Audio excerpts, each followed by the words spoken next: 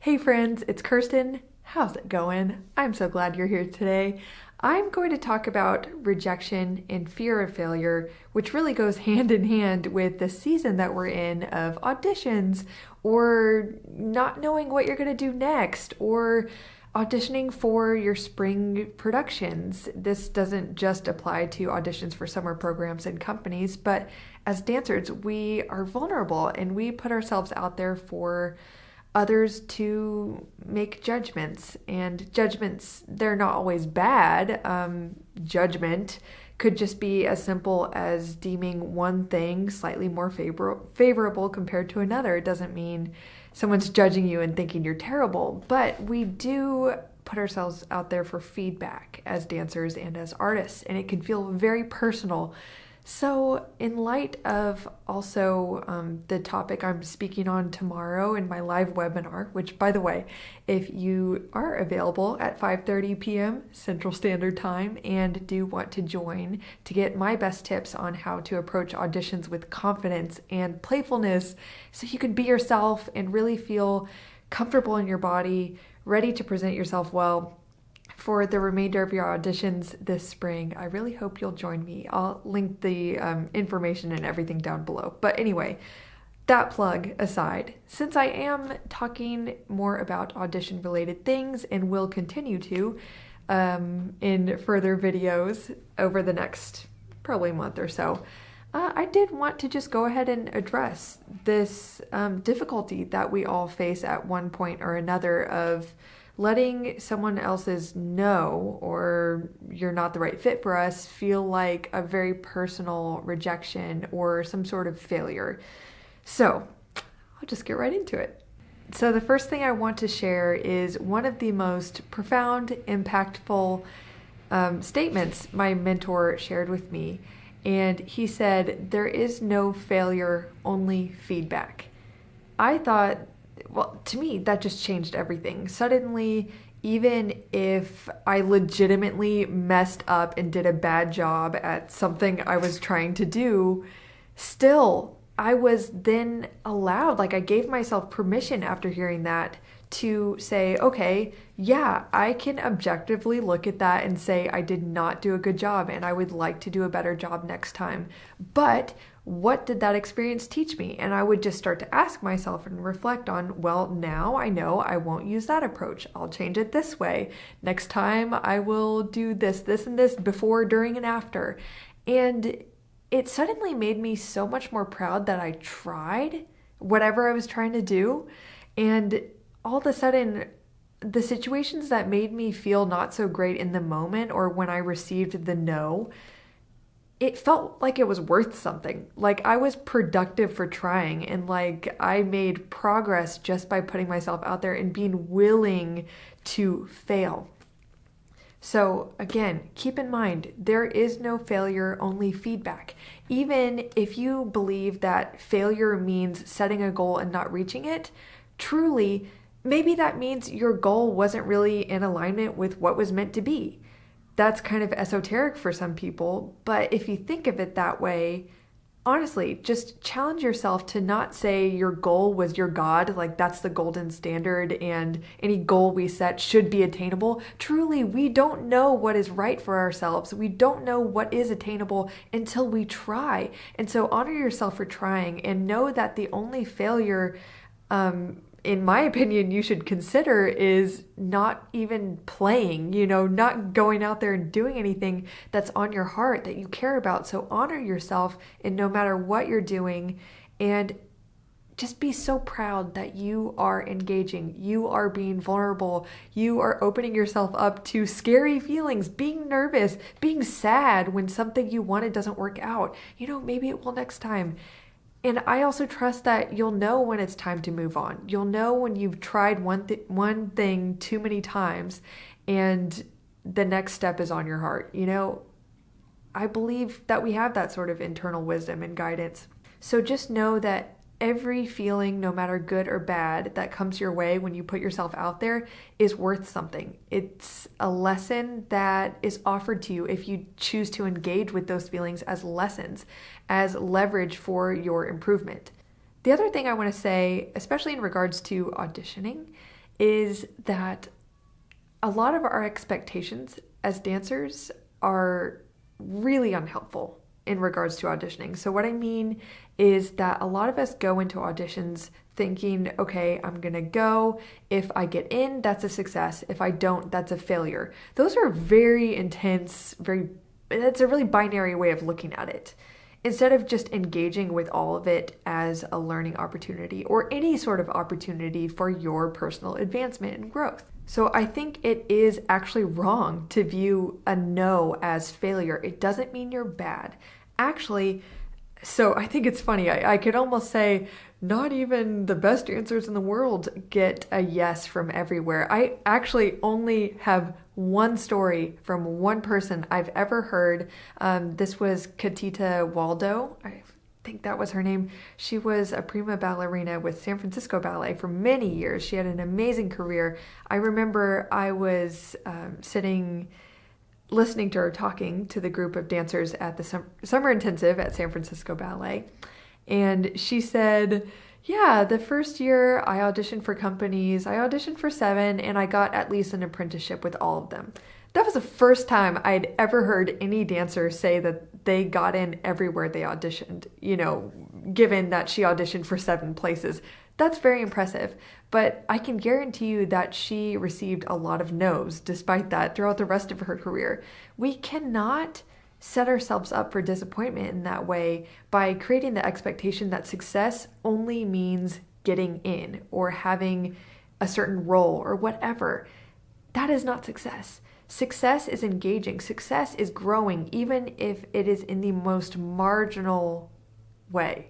So honestly, if the best dancers in the world, apart from Katita, that one audition season, if they're all hearing no, then why do we put ourselves up to that expectation that you've got to be the best at the audition or you've got to get in everywhere? The other thing I want to say is kind of in the meant to be realm. Truly, if you got into every place you auditioned for, think of how hard your decision-making process would be. Do you really think that every single one of those programs or companies would be the perfect fit for you? That would mean that fate really wouldn't be helping you out at all. You would just have a ton of viable options and be forced to speculate on which would be the right one. Life is really wonderful in that way. I believe God is wonderful in that way, that we're always guided. We have doors closed to us in a way that helps us in our decision-making process, or it helps us to get out of the deceptive thinking that we've created in our own minds of, I know what's best for me, it's got to be this way or I'll never be happy. Rejections and hearing no and getting opportunities denied to us is actually a tremendous, it's such a help. It's such a help because we can't know what is right for us before we do something. We just have to try and be open to the feedback we receive.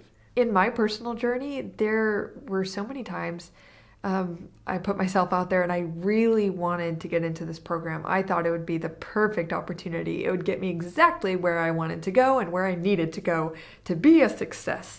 And I didn't get in. For instance, SAB, really wanted to get in there.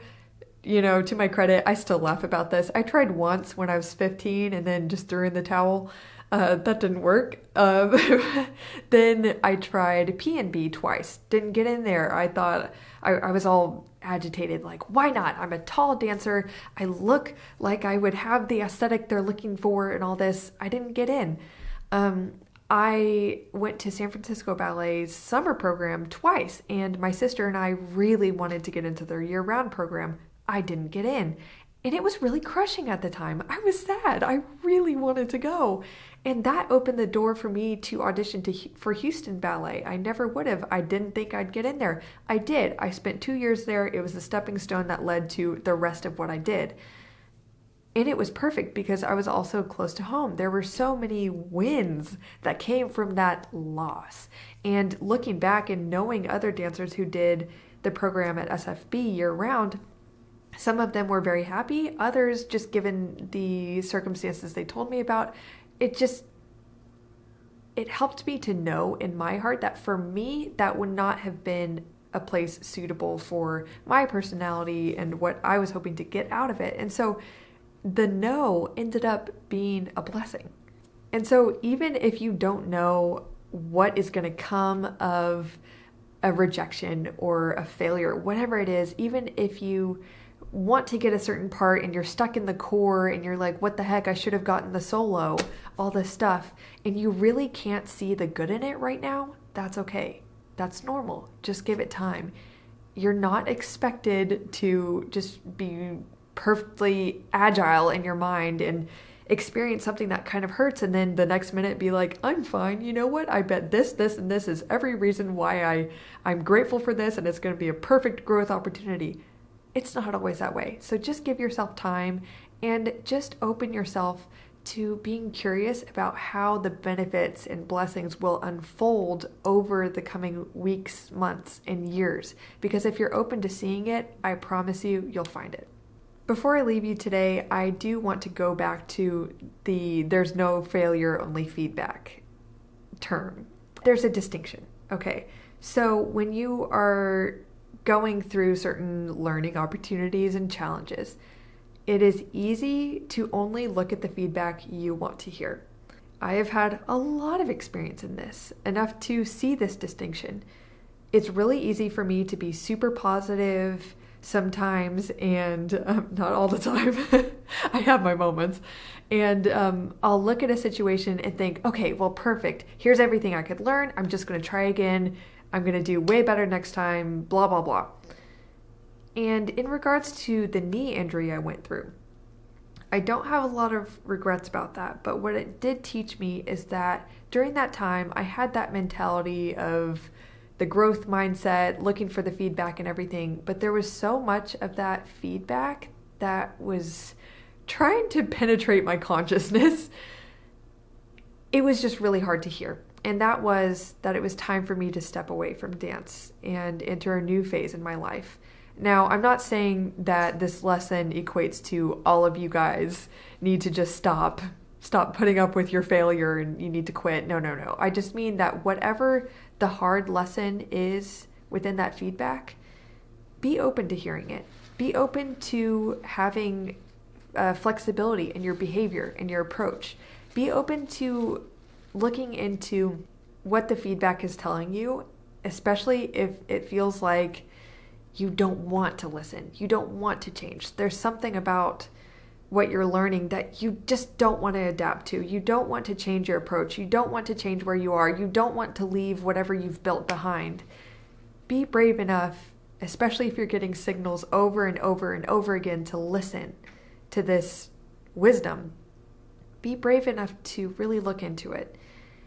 And if you need, get support around that. Tell someone else.